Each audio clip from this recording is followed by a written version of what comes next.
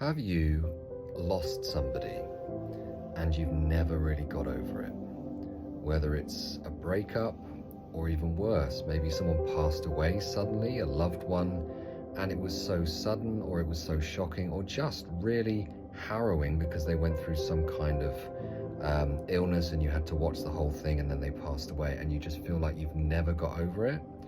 If so, then keep watching because this video is going to be for you. So I've been a therapist for the best part of 10 years now, and grief is never a happy thing, right? It's always difficult, and all death especially is very traumatic. However, what a lot of people don't know is that when it's particularly traumatic, whether it's a shock, it was sudden, or it was just very, very emotional towards the end, then what can happen is the person experiences what we would call in the kind of therapeutic world as PTSD.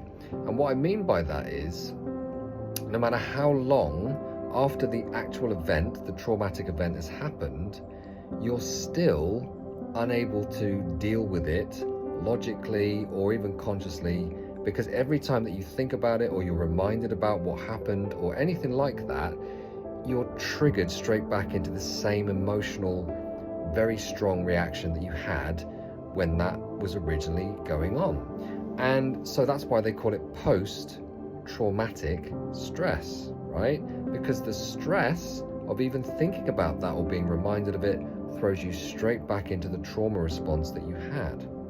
Now, grief, we don't take away as therapists from clients, because actually going through the grief process is the thing that creates resilience. Resilience simply means that you have the ability to recover and bounce back when things happen to you. But when you have this post-traumatic stress disorder, I don't like to use the word disorder because it's like a label, then it's very different, because you aren't able to go through the grieving process because it's just too painful and triggering to even think about the event. And in order to heal grief, you do have to experience the feelings and allow them to flow up and out of you. That's what grief is, right? The body is recovering and going through that process. Now, the good news is this is something that is very straightforward to sort out, but a lot of people don't know that this is going on, and a lot of people don't feel that they're able to go and see someone about it, because here's the key: talking about it is not going to help. Going to talking therapist is actually going to make it worse, because every time you start to try and talk about it, you'll get triggered into it once again. So I was working with a client today, and she had lost her father, and this had happened quite a long time ago, but she was so traumatized by it and the stress of she couldn't talk to her own children about her father.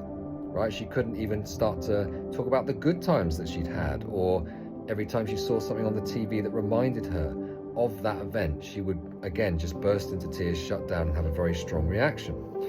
But within a few minutes of working with me in a safe and controlled way, without any content, without talking about what happened, we were able to neutralize the emotions from the event.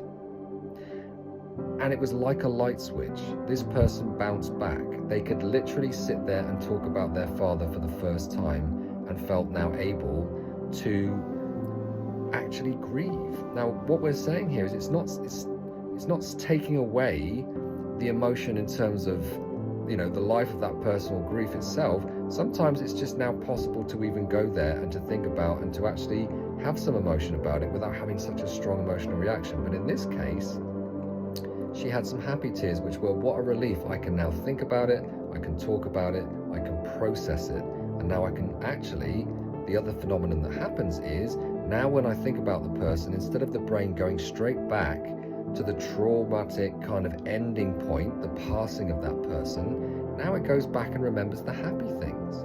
So why does the brain do that thing where it goes straight to the passing and the traumatic events at the end? Because as far as the brain's concerned, it's unresolved, right? There's still a lot of very emotional stuff going on there that the brain can't bear to start to process because it's too painful. But once you've sort of taken care of that and you've neutralized the emotions from those memories, now I can think about it. So again, you don't have to suffer. It took literally about 5 to 10 minutes to do that.